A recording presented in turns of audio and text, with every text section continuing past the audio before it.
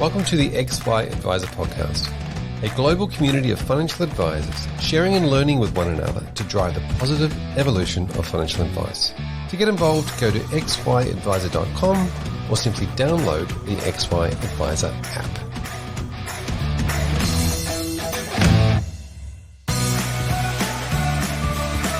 This episode is proudly sponsored by Integrity, your partner for life. Integrity recently launched an exclusive research paper to help advisors understand how to attract and retain new clients. They believe their role in the industry is bigger than just providing products. They want to help create a sustainable industry, educate clients, and support advisors personally in their business. You can get a copy of the report and learn more about Integrity if you visit integritylife.com.au/XY.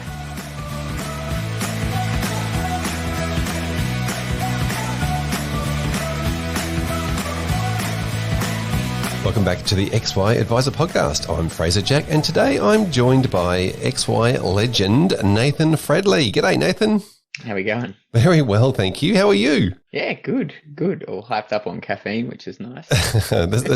Yes, we're recording this early in the morning, so we're all hyped up. Excellent. Now, give the listeners a quick overview of you and your business at the moment. Yeah, sure. For those that don't know me, Nathan Fradley, I run Lime Financial Planning. We're based in Melbourne, out in the burbs, although I have a second location in the People's Republic of Northcote now, which is where I live, which is great.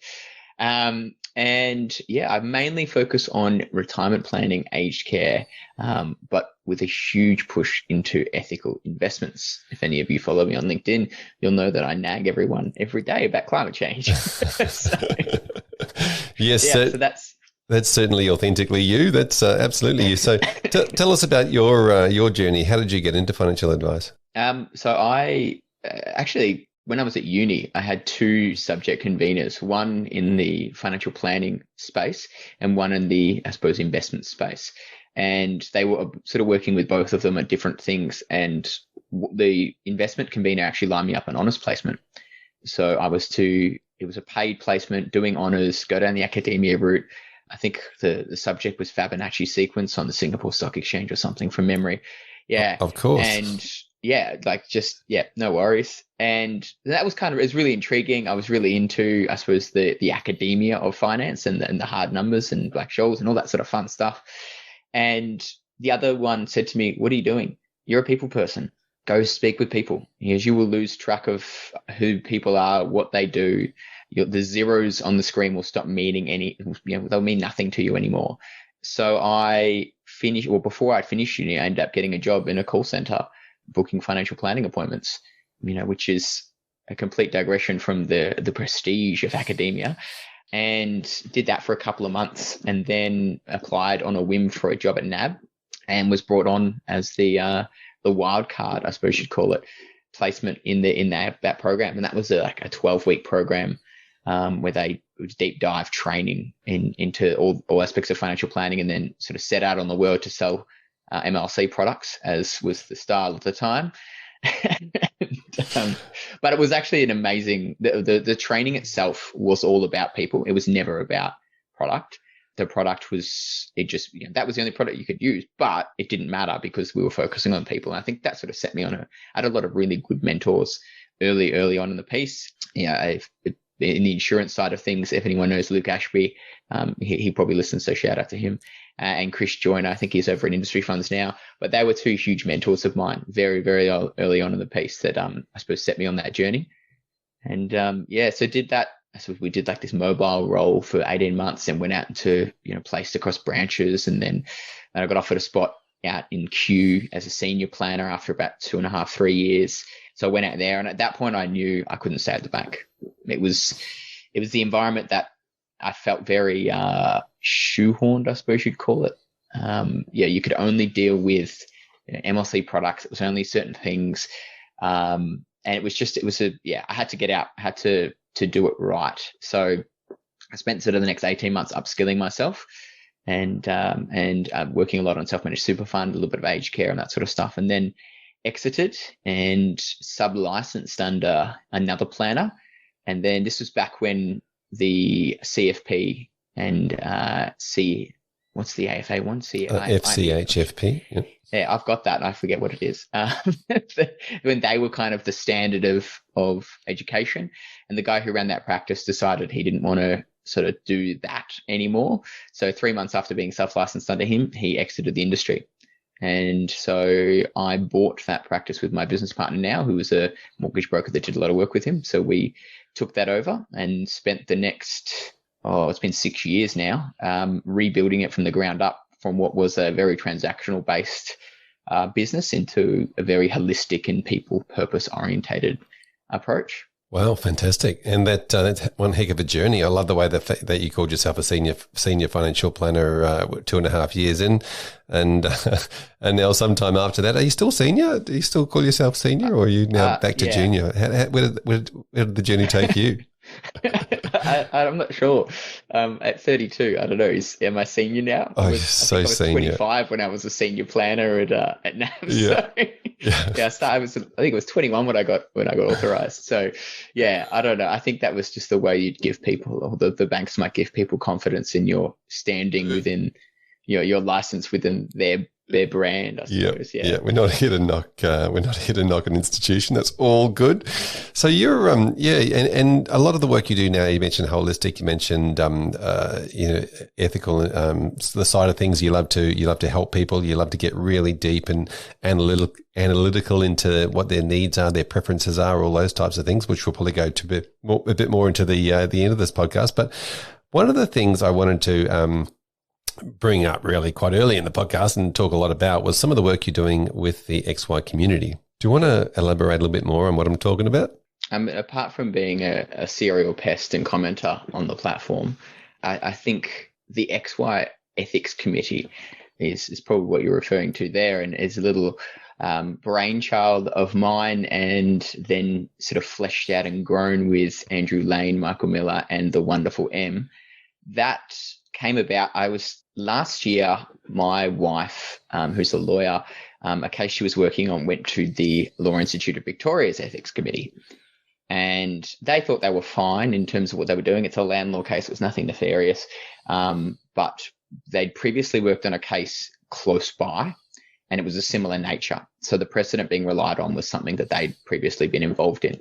And so they were pulled up to the ethics committee, and the committee determined that they couldn't take that case. Now, they were pretty adamant that they could. And then when they found that out, they were like, okay, cool. And they moved on. So they informed the client, and that was it. So I'll go back a step. Your wife had a case and they were looking at taking it on. And then so they went, we'll just check this. So they voluntarily submitted the case to the ethics committee.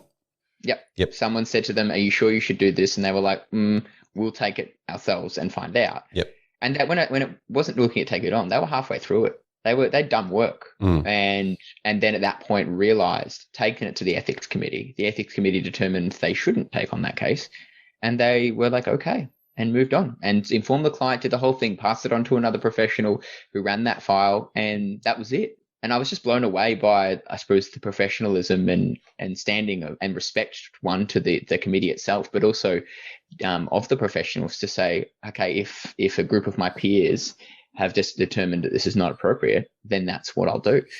And so I had a quick chat to my licensee about the idea, and I think they had sort of too much on their plate. And then I spoke to Em about it, and I said, look, I think this is something that we could do from the bottom up. I think no licensee involvement, no association involvement, and a pure grassroots, which is her favorite word, grassroots approach to this committee. But I don't think now's the time to work on it. I've got too much else on myself. Let's park it to the side, or as affectionately known throughout people who know me as a tennis ball, if I am the proverbial Labrador with all the tennis balls in my mouth. So we put that tennis ball on the shelf, and then she gave me a call earlier this year, and she'd been chatting to Andrew Lane, and the subject had come up. And she said, do you want to get this going? And I was like, absolutely. At this point in time, my ethics committee was Michael Miller. If I ever had a question around what I needed to do, I went to him, or a few other advisors I know in the community. So I gave him a call and said, hey, do you want to take part in this as well? And we started that conversation. So through the beauty of video meetings, we had a couple of meetings and sort of just fleshed out what it was we wanted it to look like. How is it going to be approached? How do we get it started? I think there's a lot of questions we still want to answer around procedure and policy and formality, but we wanted to just get it out there in the community and that minimal viable product, as it were, so that we could just get a feel for what kind of help people wanted and really just, start something. Yeah, so this is really interesting because there's obviously a precedent, the law societies of the different states, and it could just as well easily be a national committee if the law societies ever decided to do that. But look, it's a precedent. It's there. It's being used by another profession, and as we develop, and we are, we say we're a profession, and we are, but why not learn from other professions? So you've taken that model, I guess, if you like, and said, well, we don't need to reinvent the wheel. We'll just do what they do. Is that what you're doing? Basically, yeah. It was completely inspired by Law Institute of Victoria. Yep. That's to the point where when we were forming what we wanted it to look like, we pulled up their structure and said, how do they approach this? Where do they see their authority? Where do they see their authority end? What do they do and what do they not do? And then how can we apply that into our own industry, looking at our code of ethics, and fitting in with the world that we have around us, because we are much more regulated than the law, I suppose, profession. They are a lot more self-regulated. In fact, their entire law societies and what have you are all sort of self-created. So how do we fit that in within FASEA, within and the code, within our individual licensees and licensee policy, within the Corporations Act and all the other bits of legislation we can apply to, and where is the space that we can really add value? And then in the same token, using what we already had within the XY infrastructure as well, and saying, well, this is something where we'd want to access the best people we can in the country. We don't want to all be in the same room at the same time with a minute of meeting and someone jotting things down and and they're meeting once a week or anything like that. We're all busy people. A lot of them are self-employed or trying to build their careers. So how do we do that in a way that is facilitative to that using modern technology? And it was simple. We already had it. It was right there. So M set up a private group where the determinations are posted into, and like anywhere else in XY, all of the members will comment and contribute to that conversation. We have timestamps, we have who said what. It's all very, very formal from that perspective, but it means that if someone likes to do things first thing in the morning, they can jump on and comment first thing in the morning. If someone's in and out during the day, they can comment during the day. If someone likes to do it before bed and really get themselves fired up, by all means, they can do that. And that allows us to make sure everyone gets a chance to contribute, as well as not limiting people on their capacity to be a part of the group because of, what else they're doing outside of the community. Yep. So there's a lot of different aspects to this, and we'll probably uncover a few. Interested in the way you said some people want to, check out an ethical determination just before they go to bed. Certainly help them sleep at night. So let's go through let's start with the advisors. If somebody wants to, how would somebody use it? What's the purpose of somebody using it from an advice point of view? I've got a case, I've got an idea. How am I going to go about it? Yeah, absolutely. So let's say something comes, or a file comes across their desk. So the sample file, or the sample example we used for our application was actually taken part in from something that was commented on XY, which had previously, while we were developing the committee, 3 separate comments came up on XY that would have been perfect cases for the committee. So something comes up and says, I've got a client, we're working on they've just inherited some money, and we're working on their file, and it looks like they've had $100,000 that was never declared to Centrelink beforehand, and with this new inheritance, they're going to lose their pension. How do I handle this? And that was the example that we'd provided. So if that sort of situation, they've met that client, they've started going through everything, they're going through the fact find, and all of a sudden they get that feeling in the back of their throat that says, something's not right here, I have to make a decision. Usually what they would do is probably think about it, maybe speak to their spouse, ring one of their colleagues, maybe post it on XY, which we've seen before, and sort of just go off that, ring their licensee potentially. What we would encourage is that they jump straight on the designated page on the XY website and basically fill that information in, tell us the background, tell us the time frame at which you'd need a response by. Ideally, we want at least 7 days to give everyone a chance to contribute. If you need a response back that day and we need to pull everyone in quickly, we can do that. Although we've discussed the idea of immediate responses requiring some form of donation to a charity of some description. It's a bit of payment for everyone's time, but we haven't determined what to do there yet. So you jump on there, you put your determination or your questions in there, you talk about why it's a dilemma. So this is a situation and here's why I'm stuck. Here's where I haven't been able to come to that conclusion, and what I'm considering as my options at this point. That's all we need to know. I mean, as much detail, it helps, but concise, accurate information is also useful. No personal information, no confidential information. We don't need to know anything about the client's name and date of birth, or maybe date of birth might be relevant, but age is probably more. That comes through to us, and then we can discuss what it is about that is the situation. So we'll directly comment on, for example, the code. So in the case of the determination for the application process, that was pretty clear cut. Standard 1, don't circumvent the law. You know, help your client facilitate their disclosure of that information to Centrelink. That's fine. But what we also want to be able to do outside of that is then talk to not just the direct standard and say yes, right or wrong, but also how do you handle that from a client perspective? How do you engage the client to explain that process, to talk them through how best to not spook them? You walk in there and go, well, you've been fraudulent, we've got to report you. But that's not going to help anyone. You're still working with your client, that you've still got their best interest at heart. So how do you manage that? And then what else is to consider? The problem here is, the symptom is they've got to disclose something to Centrelink, and they're going to have to repay some age pension. But the actual underlying issue is, once they inherit this money and repay that money, then what? They no longer have the security of that age pension income that they're so used to. They've lost their concession card. So all their costs have gone up in their day-to-day life. And now they're completely self-funded. So how do we then meet that? And so we're not going to sit there and go, oh, you should invest the money like this and da-da-da. But we'll raise those questions around, find out information about this, this, and this. What's their health like? Is there any aged care concerns?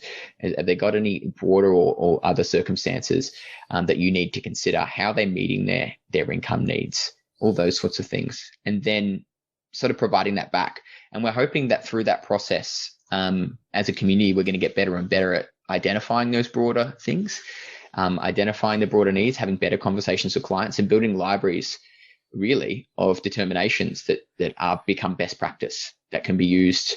And I know the Law Institute of Victoria's determinations have actually been used in court and have been relied on.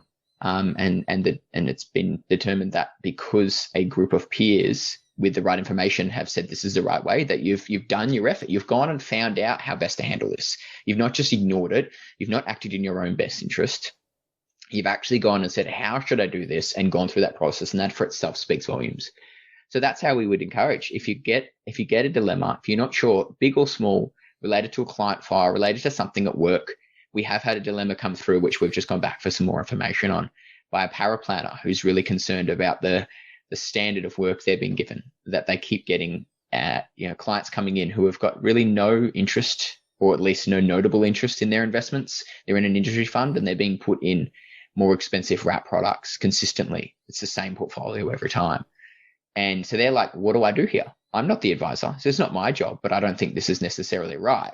So there's all sorts of circumstances where we can tap into each other as an industry, and to go back to that as a grassroots approach, really raise that standard. Yeah, there are so many different parts to this. Now, I wanted to, my next question was going to be about those determinations and publishing of those determinations. I guess that I'm assuming there's going to be some sort of outcome, and then that might be broadcast within the community.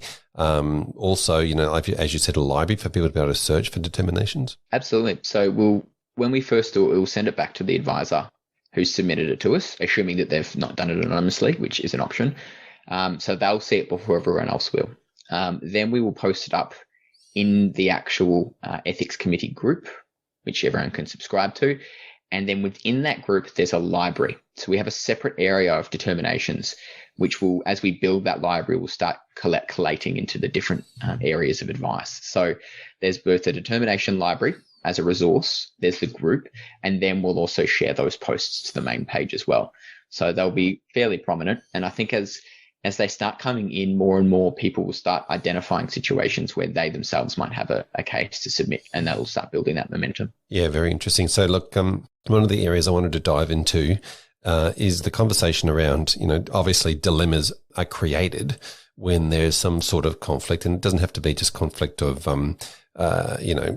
self-involvement. It could be a conflict between what they're doing with regards to their PI insurers or their licensee standards or compliance with what they feel is the right thing to do, as in the right thing to do, I guess. What are your thoughts on that? Well, Huria, in our first meeting the other day, actually said you can do something that is ethical but not compliant, and you can do something that is compliant but not ethical. And I think that really nailed the scope of what we're trying to do here. We're commenting on the ethical situation, but from a broader advice perspective. So we're not involving ourselves in licensee matters. If a licensee is determined that they're going to hold a certain standard or a certain approach, and we don't think that's right, so be it. But we do believe that the code of ethics sits above that. And in fact, I'm pretty sure in one of the explanatory statement lines, it says, if an investment that is in the best interest of your client is not on your APL, you should seek approval to use it because it's in the best interest of your client. So that fairly substantially says, hey, licensee standards aren't the be all and end all. The code is, your client is really. So I think in that instance, we're going to focus on that ethical side of things. The compliance side is a completely different matter. Although there is some crossover, absolutely. I think it's an entire minefield, and probably another podcast that we could discuss different cases for about 3.5 hours, Joe Rogan style, if we really wanted to dive into it. Yeah, certainly there's going to be a lot of that dilemma is still going to be there, I guess, even after the determinations, aren't they? They're going to be, well, ethically, this is what I say I've got to do. And as the advice provider, I'm obviously, required to do this, this, and this. But then I've got other, compliance issues that I've got to deal with, which are separate, which I might have to have some serious conversations with my licensing about. Yeah. And maybe you can take that determination back to your licensee and say, look, I know you guys exist within your constraints, but I've actually sought advice from the broader community, and here is some other opinions from other advisors and non-advisors, other professionals, other experts, to assist in that.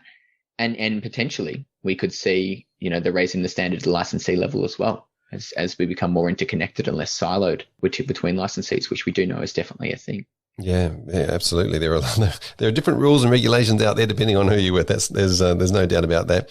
And so as we go through this, I want to talk about some of the concepts that will come up, I think, a lot in the difference between them. I think a lot of financial services products are pooled based product. So they're based on numbers and stats over large groups, a lot of funds, etc. Like large funds are doing these things. Insurance is obviously a pooled product. What's in the best interest of all of the members of that pool may not necessarily be what's in the best interest of one individual in the pool. And so when we talk about representing your client and the ethical dilemma for the client, it could actually be different for the group than the client. Absolutely. I think super funds are struggling with that concept entirely at the moment. A number of them will say, we're doing this, and this for climate change. But one of our key standards is choice. We're stewards of your money. We're out there doing this and this. We have the option for you to invest in a more sustainable or ethical manner, but you have choice because we can't meet those standards for everyone. I think that's a real challenge for advisors as well. I think one of the, a couple of the key aspects of the code, determining what's in the best interest of your client from a strategic and from a product perspective, standard 2 and 5 are really key, because just simply asking, for example, on that ethical advice front, do you have any ethical preferences, is the equivalent of being at a bar or at a restaurant and someone coming and saying, oh, would you like a drink? It's like, yeah, I'd love one, but what do you have? I don't know. Do you sell beer here? What kind of beer do you have? Have I ever had beer before? I don't know what exists. Maybe you've got some exotic cocktail that I'm really going to like. That's the same kind of thing. I think as advisors, we need to have far, far more robust conversations around ethical preferences and also product preferences as well. I was in a session with Em back at the start of May, where we talked a bit about platforms, Em and Rob, and what's the difference between, say, a platform industry fund and when is that appropriate and not. I think these are all these areas of preferences. Obviously, I've got a substantial interest in the ethical advice, sustainable investment, responsible investment area of that. But I think that's a real challenge, and probably I've got a solution for that as well. So I'm probably overtly biased on that basis as well. Well, I do want to know. I'm going to ask you about that solution in a minute, but before we get there, I want to tackle into this conversation around groups versus individuals a little bit more, if I can. When it comes to, say, insurance products are obviously based on, or insurance books, if you like, or companies are very, very based on the concept of pooling everyone together and healthy lives and non-healthy lives. From an individual basis, the advisors definitely focused on the individual client and helping those individual clients, and probably ethically they've got their entire client base to consider as well as clients when they're looking at this. But how do obviously advisors have been doing a great job and helping their individual clients and reviewing them regularly. But that obviously from an ethical point of view and from the product manufacturer's point of view also creates some problems for insurance books, because it kind of it brings that individualization back, which goes against the concept of pooling, which is detrimental to the concept of pooling and the concept of insurance itself. I think that's a really interesting and timely topic with the nature of the APRA review at the moment. I think if you look at what's happening to insurance products and the dilution of definitions and the conversations that I'm sure everyone's been having over the last few weeks, with BT's increase, with AIA's increase, with TAL's increase, with OnePath's increase, with the unannounced increases that are probably to come from the other insurers, I think that it's such a hard topic, because for that individual who you have a best interest for, whose insurance premiums have just gone up 72.5%, for an agreed value age 65 policy, potentially for an amount or a benefit that they themselves wouldn't be able to claim for anymore because their income may have come down, you want them to have the best possible cover. You want them to know that if they actually, you probably set it up for that matter, if they actually couldn't work due to illness or injury, they could get the maximum amount. But at the same time, the fact that they're in that situation and they're getting paid a higher amount that they potentially have been earning under their pre-disability capacity, that means the premiums are going up unsustainably. To use BT in his example, in the 3 years prior to their most recent increase, they had 10% increases. That's a doubling in premiums. So it's all well and good to have better definitions, and it's all well and good to have age 65 policies and all sorts of things. But at the same time, you're getting 100% increase in premiums over 3 years because it's unsustainable. That in itself is not going to help anyone, because you're having insurers lose a lot of money. If insurers lose a lot of money, they're not going to pay out as many claims. There's that whole individual versus group aspect that's really conflicted in that capacity. I think it's conflicted because if you end up with one person in the group getting a much better, let's say, deal out of it, then it means that other people in the group are getting the worst deal, right? You can't the money's got to come from somewhere. It comes from the other people in the group. So by looking after clients very well and giving them a great deal, if you like, out of the group, then other people in the group end up losing. So it's a very interesting. I think it's a dilemma for all this review that's happening. Not just for the advisor's decision, because the advisors have to do what they have to do, but it's an interesting dilemma from the government point of view. Generally, when they make legislation, they go, there'll be some winners, some losers, but overall, there'll be more wins than lose. Whereas to me, this seems like the way it's been set up, there's going to be more losing than winning, if that makes sense. Yeah, what I'm most concerned about in that capacity is to talk about the group again, is that there's going to be a lot of clients who can't go elsewhere. Yes. They can't go to more sustainable insurance products. They're unable to. They've had their policy for a long time. They may be on set premiums, and they're copying these increases, and then they have no capacity to change insurer. So all of a sudden, all the healthy people leave the pool and move to these new, cheaper products. The premiums skyrocket, and either they become uninsured, or they pay the premium. And it happens a lot with certain insurers that used siloing of books. But, as an industry-wide phenomenon, I think that's going to result in a huge amount of underinsurance. Yes. Combine that with the loss of distribution that we have seen over the last couple of years, falling away. The average value of insurance premium has gone up, but that just means that people at the lower level are not getting cover. Yeah, that's going to create a massive, massive issue.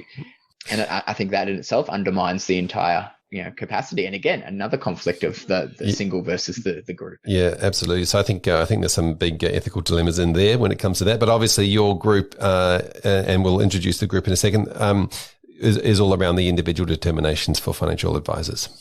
Absolutely. Although interestingly, I have had a conversation. I won't give too much away because they're still deciding whether or not they ask.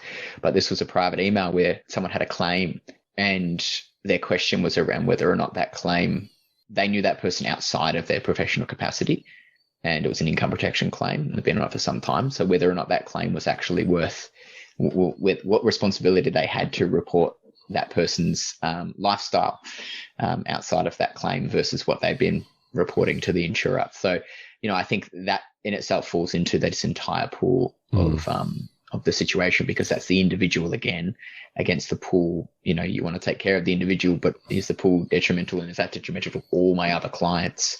Yeah, that's an interesting one again, but you're absolutely right. That's an ethical dilemma. And I guess some of the precedents, and you mentioned back the Law Society, there has to be a lot of determinations already that you guys can work off from the Law Society, because I guarantee somebody may have, I don't know, say committed a crime and then told the lawyer they'd committed a crime but asked them to defend them, which would be a similar ethical dilemma. Yeah. I mean, I don't think it necessarily, I think there's, and I'm not the lawyer, and I'll probably have to ask my wife on this one, but I'm fairly sure there's pretty substantive rules around that. If someone admits that, they've effectively, I think that there's the aspect of justice that comes into the lawyer's world, where everyone deserves justice, whether they're guilty or not.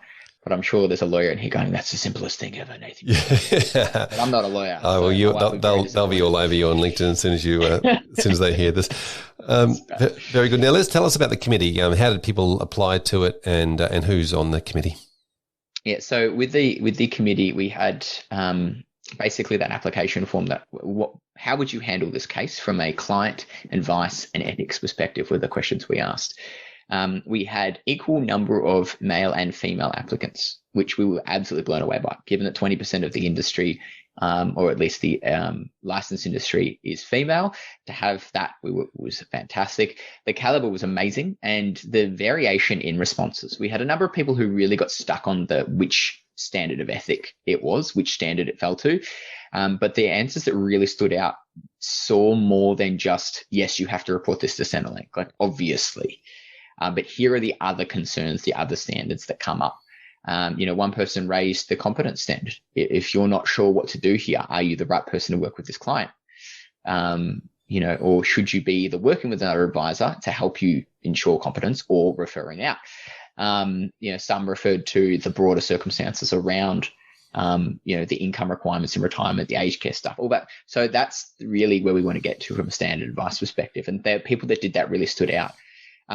And then the why do you think you'd be a good fit to committee was the other question there. So we wanted to see, we wanted a variety of mindsets. We didn't want the same person repeatedly. In fact, one person that applied, I thought gave an amazing answer, but they gave my answer, which was rightly pointed out. We already have a Nathan, so we don't need another Nathan, which was really disappointing for me and them, I'm sure. But that's 100% right. We didn't want the same people saying the same things. We actually wanted that diverse range. So we also asked questions around whether or not they've done the exam and the ethics unit. It wasn't a bare minimum, but we wanted to make sure that at least using that as a base understanding of the code. We had a number of people who weren't advisors apply from different sectors. So Huria is one. So many people will know her through her exam prep and her knowledge of the code. So she applied at the last minute, which we were very glad about because we were hoping she would. And her application was excellent, and she's on there. She's not an advisor, but she's got a great understanding. There's obviously myself, Andrew Lane, from an insurance perspective. He's got a huge background as that of a long career in insurance. Michael Miller wrote the book on ethical matters when it comes to, we literally wrote a book. It's coming out very soon. There's your plug, Michael, that when it eventually gets published. So he's done a lot of work with AFCA determinations. So he sort of has a good background in that section, also very technical on aged care and Centrelink. We've got Morgan from Queensland, just a brilliant application, really well considered, and also a broad background in what she has done previously, which brings a lot more variety, I suppose, to the table. Alastair Sutherland, he's actually an accountant who is going to be licensed as an advisor. In fact, probably at the time of publishing this podcast, he will have his license. Great SMSF knowledge, very technical, and I think a great addition. We've got Erica Cummins from Regional Vic. So we also tried to look at regional and metro cases as well to try and get a bit of a different perspective from that angle. Em's decided not to take part in the committee. She's going to facilitate, but she's not going to include herself in any determinations. And we've got Hoy, who runs a self-license, has a broad background in compliance as well, and is actually in chats with ASIC as well. I saw her at a round table recently, which is always entertaining to wave at someone across a Zoom meeting when talking about cost of advice. So she's sort of doing a lot of great work outside of that. So hugely diverse team, great backgrounds, and a great mix of individuals, and very hard decision, actually. We had some outstanding applications, some very prominent people in the advice industry applied as well. So we were actually really glad that a number of these people aren't that prominent, and hopefully that'll give them a real chance to show the advice profession as a whole who they are, but what they can do. And we think they're all pretty great. So very much looking forward to working with them. Yeah, fantastic. And how is that committee going to grow or shrink over time? I guess if you've got lots of determinations, you might need more people eventually. Yeah, that was actually a really tricky part, is determining how many people we should have. There's the old too many cooks sort of mantra. We were looking at between 8 and 10, and we decided to settle on 8 because it's easier to add than to kick people out. So initially, we'll see how that runs. I'll probably write most of the determinations in the first part. And then as that starts flowing and everyone gets a feel for the group and how we do things, then everyone will take it in turns. And if we find that we're getting a lot of questions coming in, if we find that there's gaps in our knowledge base that we need to fill, we'll then reach out to the past applicants who have expressed interest in joining if the opportunity comes available, or potentially, advertise again and open it up again as it's more established, more people know about it, and maybe more people want to take part knowing what it's all about. Or able to take part where they couldn't previously. I know I spoke to a number of people who wanted to apply that had either too much on their plate or had promised themselves no extracurricular activities, and they wanted to focus on their business at that point in time, which is perfectly understandable. So, yeah, I think we're just going to wait and see how it evolves and where it can go from here. We think it's going to be pretty great, but it might not. It might take a form that we didn't even know could have existed when we started. Yep, fantastic. Well, congratulations. And if any advisors want to throw some ethical dilemmas at you, check out the XY Ethics Committee on the app, or if you want to reach out to yourself or Em, or send you an email or whatever it might be. What's the best way for somebody to say get hold of you if they're thinking of us putting something in? LinkedIn is easy. Email is fine as well. It's nathan@limefinancial.com.au, or find me on the XY platform and send me a message that way. But LinkedIn's probably the easiest way for anyone to contact me if they need to. Fantastic. Now, we talked about the concept earlier of preferences and asking, a client some deeper questions around, their exact preferences when it comes to, the ESG conversation, which is obviously a very nice way of saying, ethical investment funds, but it's also a very big umbrella, a large group of things, and really, sort of like, as you mentioned before, it's like it's a drink, not exactly what type of drink. Do you want to go into a bit more depth about how and what people can be thinking about with that? It's a challenge I've had over the years in the ethical space. I think my first ethical, responsible investment clients said, I would like this. And we sort of grew from that basis. I think when you're starting to have conversations with people that don't know that's an option, it becomes very tricky. So I think RIA, the Responsible Investment Association of Australia, have a great fact-finding tool and a lot of good resources on there. So that's more of a checkbox exercise. Is there anything you would like to avoid, invest more in, or you're neutral on? But it can feel very unnatural to sit there and just fill out a checkbox. I often have a conversation around the concept of the beneficiary of an investment. So when you're investing traditionally in advice, you're investing for a goal, with a particular growth or income orientation and a time frame. And that will deem the characteristics of the investment, for the beneficiary being you as an individual. What we're able to do now that we've never been able to do before, purely on a product availability basis for retail investors, is invest for the benefit of others as well, with seemingly no loss to your own benefit. So you can invest for the same return, but also creating a social, a quantifiable social benefit or social return as well, whether that be through impact, exclusionary, all that kind of thing. So I think that conversation is a good way to introduce it to a client. Say, this is how we're going to invest for your goal of retirement. But did you know you can also achieve that goal and have a greater social benefit? Is that something you want to explore? I know at the start of the year, I worked with some 75-year-old clients from Stoke-on-Trent. Stoke-on-Trent's in the Midlands of the UK. I think it's the headbutt capital of the world. I can say that because my family's from Stoke. And they're super, super lovely. Been in the country for 40-something years, still have thick Stoke accents. Not necessarily the kind of people that on face value you would categorize as ethical investors. And having that conversation, it turned out they actually had very strong values around helping everyone.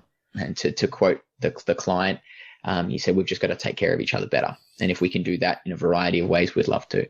And so they ended up with a dark green portfolio, I would call it. And they were very, very happy with that and loved the intricacies of it and how it came out. So I think, what you'll very quickly discover is if returns are taken off the table, which most research is showing that ethical investing returns the same or better than non, then returns are taken off the table, people will absolutely want to do this kind of thing. The challenge is, where do you go next? Especially as an advisor, I've had a number of conversations with other advisors who are single ARs in a practice that just don't have the time to spend researching and diving into this stuff. So there's resources in Market Forces, their website for researching super funds, and their ASX 300 allocation, or how aligned to the Paris Accord it is. Responsible Returns is run by RIA, and that has a lot of funds that have paid to be analysed and accredited. And then there's also My New Baby. Also Leaf Ratings by the Ethical Advisor Co-op is another great resource as well. And then there's mine and my wife's new business, which is called Ethos. And we're really just trying to solve that problem of, firstly, how do you have that conversation with your client in the first place? And then how do you quantify that? And then using that data, how do you then provide a solution that's a portfolio that meets that need? Oh yeah, I'm going to go into that in a minute. I really like the conversation that you get into around values, preferences, values, ethics, those sorts of things. And I love talking about the fact that I think that the value of advice is determined by the client, and you don't really know if your advice is providing true value until you understand what your client's values are. And I really like this as a lead. That's a lead way into the conversation around. So we need to find out what you value in the way of different types of, companies in the world, how they act and how they behave ethically.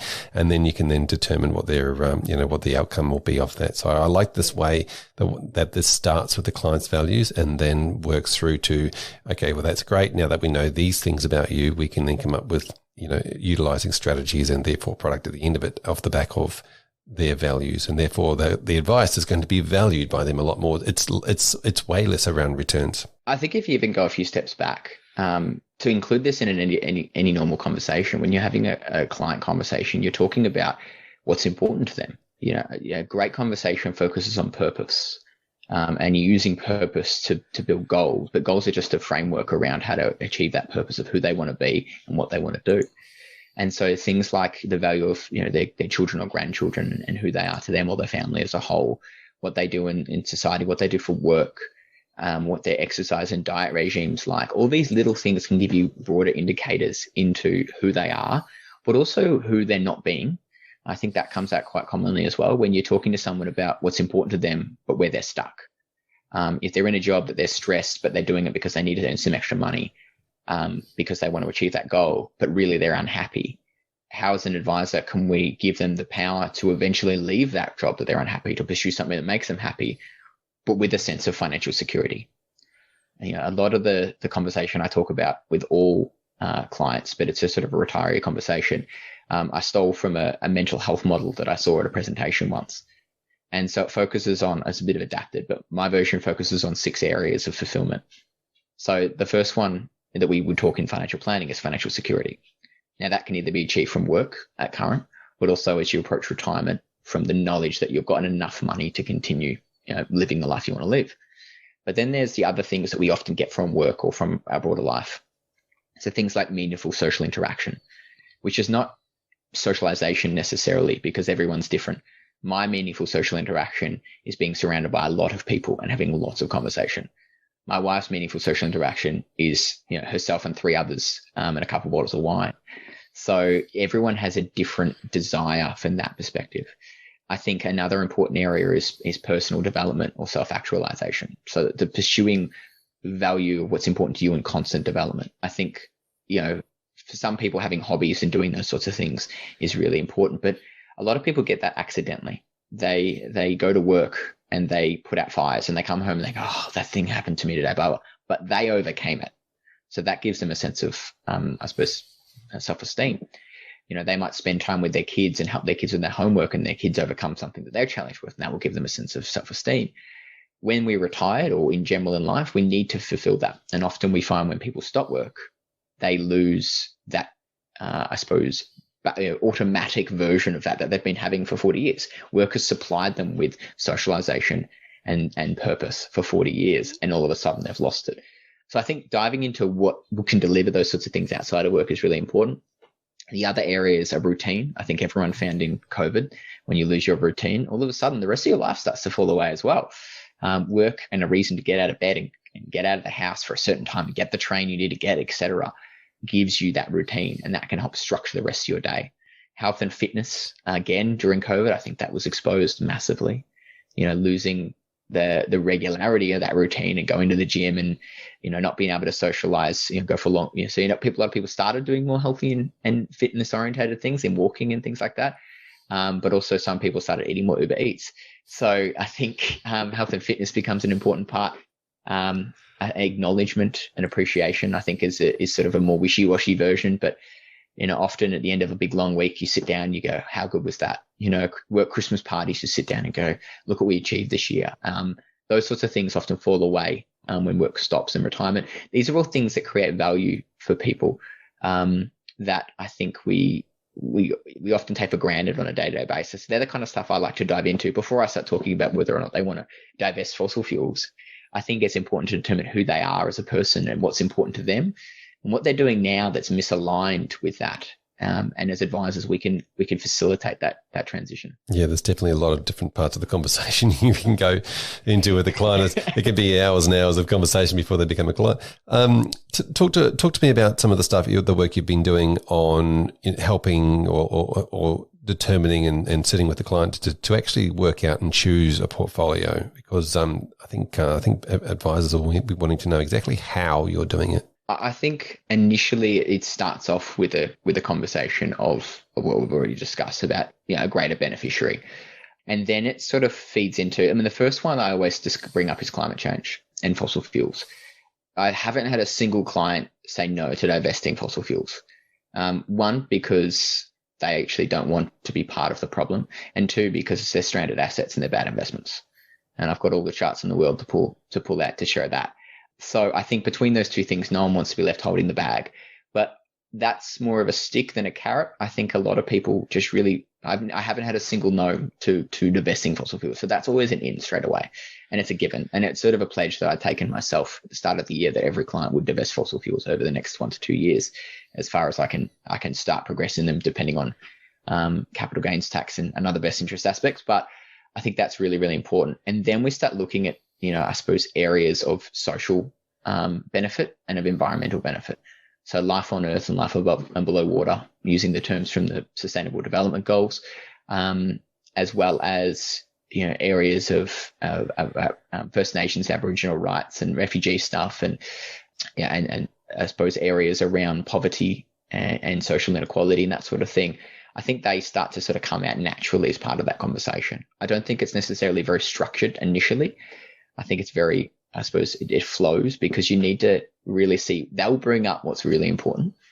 And then to follow that, I used to use that checklist that I spoke about, the real one, or more recently we've been using our app to sort of determine that, and that guides that conversation in that capacity. Fantastic. And so that means you're working on an app?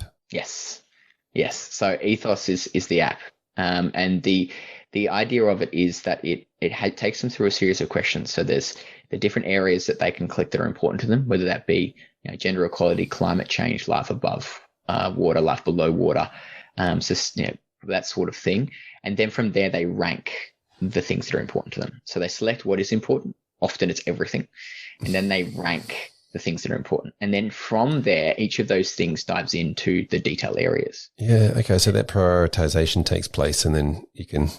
So tell us about this app, mate. Is this just for you, or can we all use it? It's absolutely available for everyone to use. It's a soft launch in Australia at the moment. So a select few advisors are test running it for me. We're adding more and more funds to it because once you've gone through that assessment process, it gives, I suppose, a persona to your client as to what kind of ethical values they have. And then what we use at the back end is through a number of data subscriptions and machine learning and data scraping, we're able to analyze individual companies and their scores. And then those companies form parts of the portfolios which managed funds and ETFs would have. And then you can then match the client's needs to their portfolio. And through that portfolio, you can say, okay, well, your current portfolio looks like this. It has a gap around climate change. It has a gap around reducing inequalities. It has a gap around poverty. And so what we're going to do is research some funds using the tool by ranking funds by those areas and find investments that we can then use to match up against your individual values.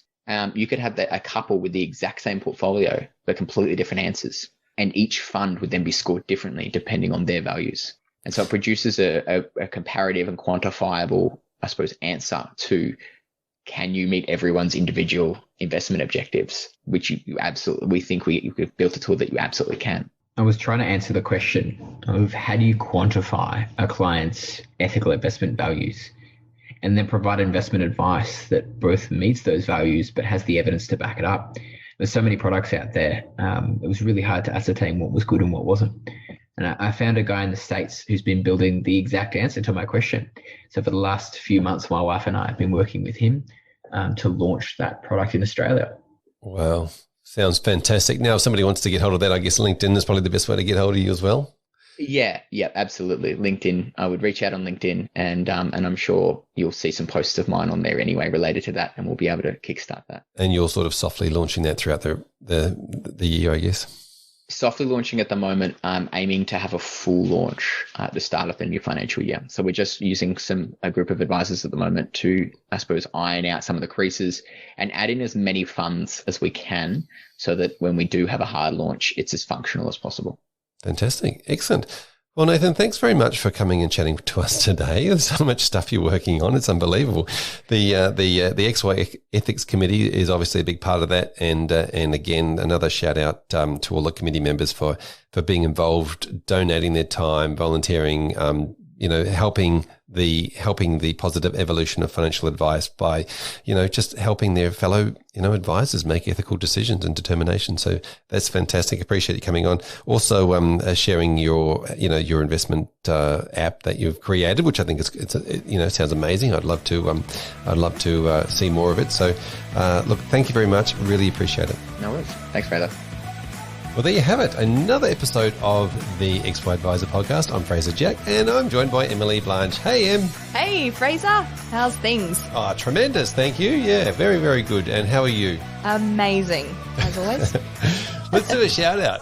Yes, let's. Today, I want to give a shout out to Steve Salvia, absolute legend who jumped on for an XY Plus web event recently and crushed it. So the topic, which I think is very prevalent for many advisors, was around finding freedom in your business. So putting some practical strategies in place to remove the tasks and the jobs within your business that are uninspiring. They are not the jobs you should be doing. It's the boring stuff, file notes, compliance, everything that revolves around the big ticket items and the stuff that is what advisors get excited about getting out of bed in the morning, right? The client-facing stuff, the communications piece, the strategy and building those out. So it was a super valuable, highly interactive session. And the beautiful thing is that it now lives as evergreen content in the XY Plus library. So if you are an XY Plus member, do yourself a favor, jump in and watch the replay. And if you're not an XY Plus member, you can head to the sign-up page, xyadvisor.com/plus, jump in, join the inner circle, and access the entire content library.